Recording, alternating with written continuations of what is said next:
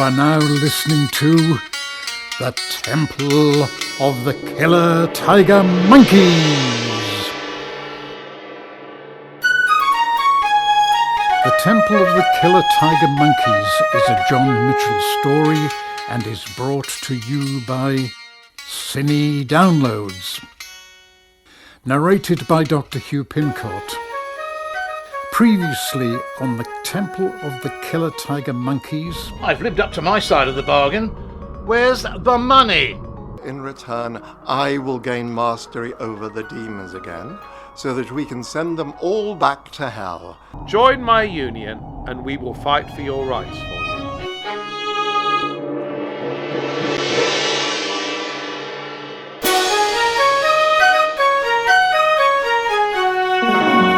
Now the next part of the story.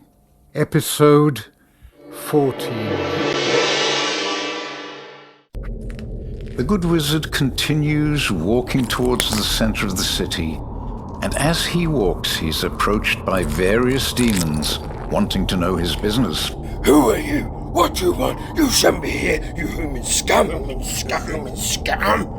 Each time he speaks to them, he tells them that he's a personal friend of the hunter, and the attitude of the demons changes from surly malevolence with rumbling bellies to one of warmth and friendliness with big smiles of rotten fangs. Welcome, friend! We love the hunter, so we love you too! I like your robes, they're very nice! They're very nice! Come and meet the rest of us! Yes, they want to meet you! He is eventually ushered towards the plaza in the center of the city, where he sees, amongst the rubble, debris and slime, a group of large demons in heated discussion. As he draws near, he hears them discussing the next move and how they're frustrated with their lack of a plan to free themselves of this prison. He hears that some of them are considering a return to hell as they are so bored. They argue amongst themselves for some time before they see that they're in the presence of a mortal dressed in robes. Look! Human! Who's this then? Look at him! What's he doing? Human! Who's this then? What's he doing? They all peer around to look at him curiously. He is unsettled to have 47 eyeballs from 5 demons looking at him.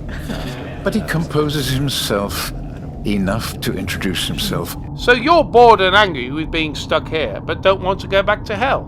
I am the Good Wizard. I'm a personal friend of the hunter, and I'm here to see if we can reach a mutually beneficial arrangement that gives you what you want and what we want. You dare to address us unannounced? If you were not the hunter's friend, you would be skinned alive and fed to the scrotum beast! Pqeddcyg angrily shouts. The Good Wizard is terrified by this, but he keeps his composure. The city council wants you gone back to hell, but it seems that you do not want to return. So the council built a wall around you to keep you here until you go back, or they can send a team in to send you back. What team is this that you speak of? Do you know about the Temple of the Killer Tiger Monkeys? The demons are shocked at hearing this name and murmur to each other before speaking to him. They are bringing the temple here? You know of them? Yes. We have fought many battles against them in the past. These battles have only very rarely gone our way. They are a formidable opponent, and a cause of much anger and despair amongst our ranks. Well, if you do not return to hell, then the temple will force you back. We cannot be banished back to hell. Those days are over. However, I do not relish a full war against the temple. The human police do not represent much of a threat to us, but the temple are crafty and hardened warriors. We would destroy ourselves trying to destroy them. It would be a pointless war then. A long, hard, pointless war. Maybe 100 years long or more. Such were the wars we have had with them in the past. I didn't come here to the earth to fight the temple. I came here for a better life, not to get my brains beaten in. one of the other demons. You came to Earth for a better life? I thought your life in hell was a great life. Not at all! Our life in hell is one of hell! We are slaves to Satan! We work for millennia with never a break or time for ourselves. We are worked like cattle! Torture this human, torture that human, and then another, and then another! It never ends! This is why we are here, and why we do not want to go back. No idea about this.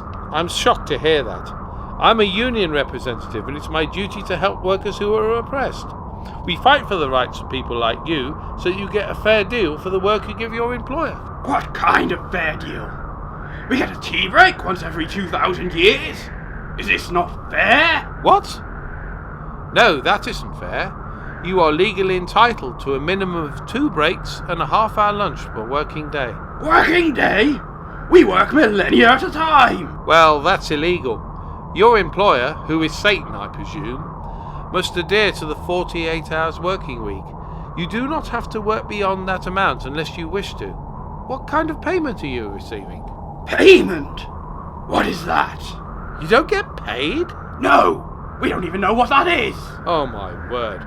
Payment is what you are given in return for the labour you have given your employer. You do the work and you get paid fairly for that work.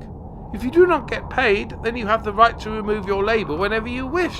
Remove our labour? Satan would destroy us! This isn't right. You are being held as slaves with no rights. This is highly illegal and you should fight this system so you get what you deserve. Fight Satan for our rights? How would we even do such a thing? Join my union and we will fight for your rights for you. We will get you all the things you are entitled to. Full payment, hours that suit, paid holiday, sickness benefit, pension, scheme health and safety in the workplace, and so on. Paid holiday? I've never even been on holiday. I would love to spend a week living in a gutter. Shouts a demon. Sickness benefit? I once decapitated myself and Satan told me to get back to work and stop being a crybaby. Shouts another demon. The others nod in support. And the fact that you have been working in these conditions for thousands of years means that you have a very strong case to take your employer to a tribunal and claim back everything you have been denied for all that time. I am talking about a class action which would result in hundreds of millions of pounds in damages being awarded to you. Hundreds of millions of pounds? Just think of all the frog spawn we could eat! Shouts a slug Hmong demon.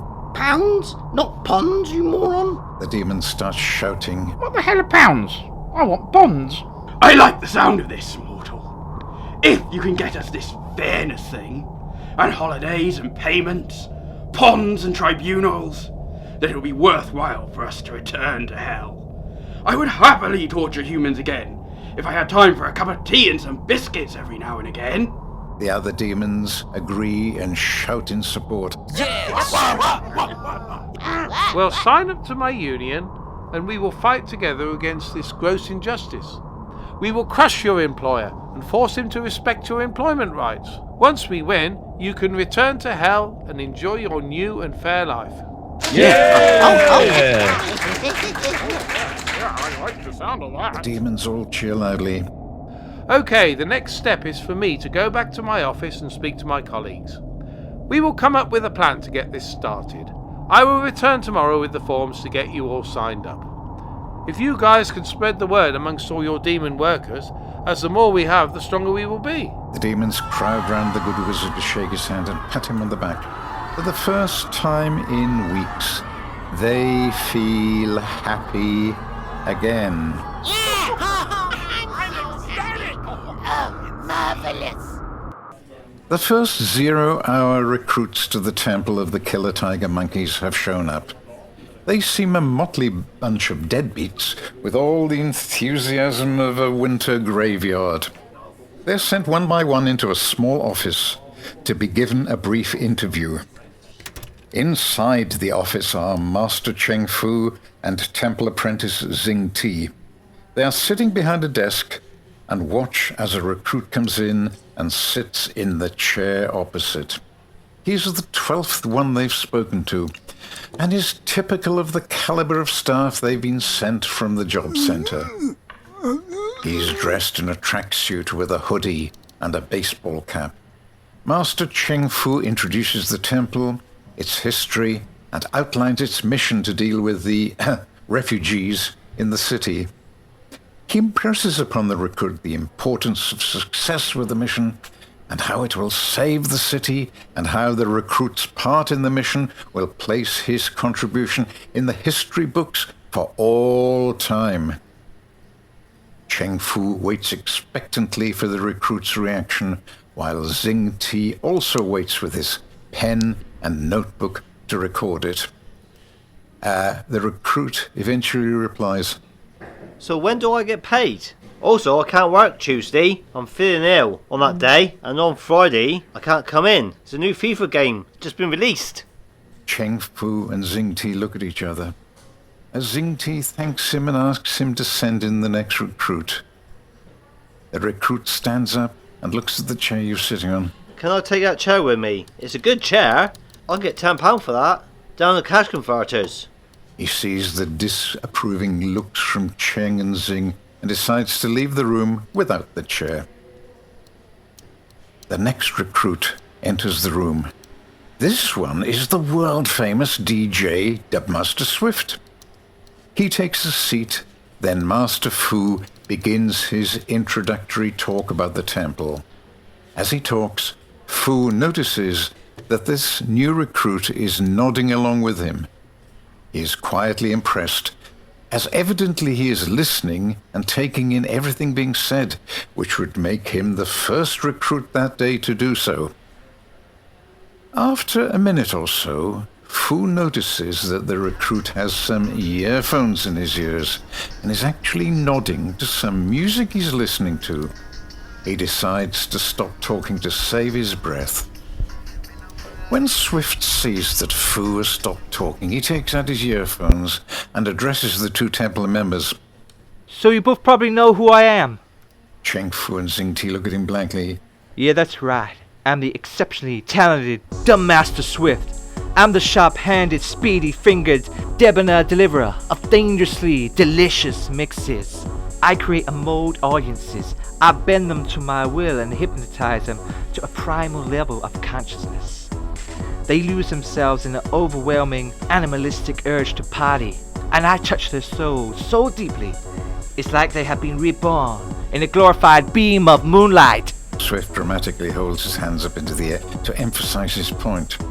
Fu and Zing are speechless and look at each other for support. Before they can say anything, Swift continues. "And I know exactly what you're thinking. You're thinking, why has legendary Dumb Master Swift decided to grace our organization with his patronage? Well, it's simple. After the disaster of the refugee camp festival the other week, my name was inextricably linked to all the refugee riots and carnage that follows. My name became mud on the DJ circuit. I became bad news, and no club or promoter wanted to hire me. I couldn't even get my annual residence in Destino and Ibiza. So I had to think hard. How I, the awesome Dumb Master Swift, could regain the admiration of the love and music masses. How I could regain their love. The answer was simple. I had to repent my sins and resolve to make the world a better place. So here I am with you guys, working hard to defeat the refugee problem that I inadvertently helped to cause. By being seen to do the right thing, I will regain the idolization of music-loving drones and once again become a god." Swift holds his hands out wide to receive their barely contained wonderment. Cheng Fu and Zing Ti, however, are less than impressed. They barely know what he was talking about and send him on his way with instructions to bring in the next recruit. The next one to enter the room and take a seat is the reporter. Once he's seated, Master Fu begins his monologue and notices that the reporter has placed his phone on the table to record everything that is said. This unnerves him a little bit, but he continues anyway. Once he has finished, the reporter starts asking questions, which at first are innocent enough. What kind of training is given? What hours will he be working? Master Fu is happy to answer these, and is grateful to be speaking with somebody who is actually interested in this as a job. Then soon the questions become more difficult and awkward. Is there a conspiracy to cover up a demon problem? Are the Illuminati involved? Is Satan in charge of all the demons? Is Satan living in the city? Master Fu panics as he isn't sure if he should be answering questions like these, especially as the recruit is recording the conversation. So he decides to change tack and starts asking the recruit some questions instead. You have an inquisitive mind like an owl. Why would an owl wish to work a job that is normally for crows? I don't know much about birds, but I need answers. The people need answers. They deserve to know what is going on in this city. If there is a conspiracy with demons and the Illuminati, then the whole world needs to know how it is being manipulated. You sound like you are a reporter looking to infiltrate our temple in order to seize a scoop. Laughs Cheng. What? A reporter? That's hilarious. Why would I do something like that? I don't know anything about news and reporting. I'm actually The reporter thinks hard for a moment. a plumber. Yes, I'm a plumber looking for a new challenge. This gambit is rewarded as Cheng Fu smiles happily. A plumber? That's glorious news. Our toilets keep getting blocked up. Someone here, we don't know who, although there is an ongoing investigation, keeps delivering an enormous amount of poo that blocks the toilets every day and floods the toilet block with sewage. But with a plumber on site, we can keep on top of this situation. Cheng Fu and Zing Ti beam happily at each other as the reporter grimaces. The next recruits through the door are 3 Goths: Ralph, Melvin, and Floyd. As they come in, they see there's only one chair, and they scramble for it. The 3 of them push and shove each other to be the ones sitting down. They grapple and wrestle while pulling each other's clothes. Cheng and Zing look dumbfounded. This struggle starts to turn into a full-on brawl with punching and gouging. So Cheng shouts at them to stop. Stop! He walks round to their side of the table and moves the chair away to the side of the room. Then he returns to his own chair. The 3 Goths look at each other with angry eyes. Once he feels that everything is calm, Cheng delivers his monologue. The 3 Goths listen attentively. Zing looks at the Goths and notices that each of them carries a demonic symbol burnt into their faces. He whispers about this into Cheng's ear. Cheng stops his monologue and leans forward to scrutinize the Goths' faces. Are you 3 aware that the symbol you have burnt into your faces is a demonic mark? When burnt into a face, it denotes that the person is the unthinking slave of that particular demon. 3 Goths look at each other with horror and then start a loudly fake laugh. Ralph is the first to speak. Oh no, this isn't a demonic symbol. It's a symbol of a band that we're big fans of. Yes, it's a sign of a band we like. Adds Melvin. Which band carries a demonic symbol like that? Inquires Cheng. The 3 Goths blurt out. Ace of Base! Bewitched! Atomic Kitten! The 3 Goths look angrily at each other for their suggestions. Cheng and Zing look at them skeptically. Ralph fake smiles at them both and says, We like a band called Ministry. They're dark and evil sounding, and this is their symbol. Floyd takes out his phone and finds a Ministry music video on the internet and plays it for the 2 temple members. They listen to it for a while and nod. Cheng speaks. Yes, this band is very dark and evil sounding. If you wish to wear their symbol on your face, then so be it. But remember that demonic symbols, whether used innocently or not, always carry weight in the occult world, and you leave yourselves open to manipulation. The 3 Goths look at each other and then nod towards Cheng. Ralph wants to move the conversation, so asks, We are here to learn everything about the temple, its strengths and weaknesses, its objectives, methods and strategies. Are you okay to teach us these things? Yes, of course. You are recruits to our temple, and will in time learn everything you desire. The three Goths cheer and high-five each other. Yes, we did it. Yes. Cheng and Zing regard this and look at each other quizzically. The Good Wizard returns to the city centre Chief Executive suite.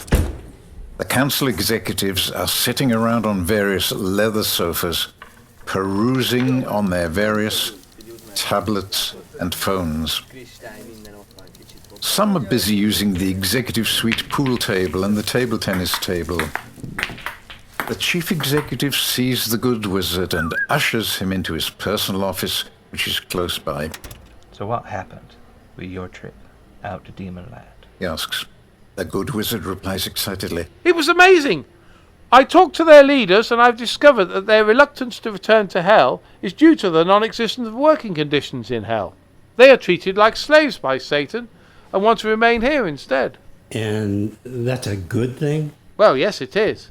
If we can get these demons fair and equal rights in Hell where their labour and rights are secured, they will go back home. So you want to get Satan to give his demon slaves maternity pay and paid holidays? Well, yes, those things and all the others too. So how exactly do you propose to get Satan to agree to that? I'm not sure yet, but as they are soon to be full unionised members, we will start a campaign to raise awareness of their plight and build up support across society for them. We will create such a big campaign for them that Satan himself will see what is happening, and will be shamed into giving them the conditions that they want. I don't think Satan would be ashamed of anything. And to be honest, he probably takes pride in using these demons as slaves. I can't see this as being a success. We've been trying for months to get through to Satan, and there's been no response. For all we know, he's not even interested in Earth anymore. Oh, God, and how can you be sure he hasn't already replaced these demons with other, more obedient demons in Hell? Did it ever occur to you that these demons were allowed to escape to Earth by Satan because he doesn't want them in Hell, and he doesn't want them back? He probably cleared all the deadwood by having some cutbacks. There are lots of different possibilities for the demons being here. I don't know why it's happened, but these demons will be signed up to the Union soon, and when they are full members, it will be my duty as their representative to fight for their rights, whether in Hell or on Earth. Their rights on Earth? They don't have any rights on Earth. They're demons. It doesn't matter what they are. They are residents here, and we have a moral duty to protect their rights while they're here. No, we don't. We have a moral duty to kick them out and send them back to Hell where they belong. Their problems are not our problems. Well, they soon will be, and we will be putting the weight of the Union behind their problems and making sure they get what they deserve. The chief executive puts his head in his hands and groans. Jesus Christ. Good Wizard. I sent you down to the demon zone so you'd stop annoying me with all your Union bollocks. And maybe, hopefully, you'd get eaten alive by those monsters? But no. Now you are here and you are annoying me more than ever. Well, get used to it. As the Union is already looking into an organised demon march out of Demon Zone and through the actual city. What? Are you mad?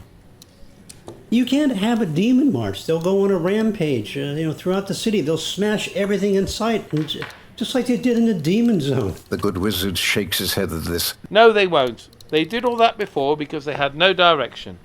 But now we're giving them an opportunity to benefit their situation. Just because they're evil, demonic, demon spawn, it doesn't mean that they're bad. They will behave themselves on the march as they know it's in their own best interest. Oh my God, you're serious about this, aren't you? The Good Wizard looks at him defiantly. Then what about the pact we made with the Illuminati where we are paying them a fortune to keep the demons covered up? You're going to fuck it all up and cause chaos. Look, this is the only way to fix this situation.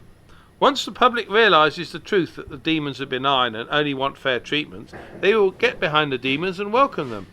There will be no need to continue the deal with the Illuminati. You could cancel the agreement and save millions. And they'd kidnap me and put me in a toilet. The chief executive bangs his head on his desk. I don't know about that, but we are putting this march into motion, and the demons have a democratically elected right to march. This is going to happen, and if you try and block it, we will cause major issues for this council with strikes around the clock. We will paralyse the city. The chief executive raises his head off his desk and with a resolute look on his face addresses him one last time. Okay, then, you do what you have to do, and I'll do whatever I have to do to stop this man. The good wizard nods and walks out of the office. The chief executive breathes slowly and deeply for a while to regain his composure. He picks up a phone on the desk and he speaks to his secretary. Tracy, find out how long it's going to be for these tiger monkey people to get the job underway. You know, it's kind of an emergency situation by now. This episode was brought to you by Cine Downloads, narrated by Dr. Hugh Pincourt. Today's episode featured Michael Berryman as Chief Exec, Wai Wong as Master Cheng Fu. Other voices provided by John Ian Dredge as Dubmaster Swift, John Lee as the Good Wizard, Lee Valentine as Pqeddcyg, Warren Baker, Lee Norton, Brandon Armitage, Roy Westall, John Mitchell, Ben Carroll, Sean Gregson, Gina B, Paul Cooper, Chris Ball Hero. Written, produced, edited and directed by John Mitchell. Co-produced by Chris Ball Hero. Sound recorded by Louis Thompson, Chris Ball Hero. Sound engineer Andrew Doc Collins. Theme tune by Jed Gray. Thank you for listening, and watch out for the next episode of the Temple of the Killer Tiger Monkeys.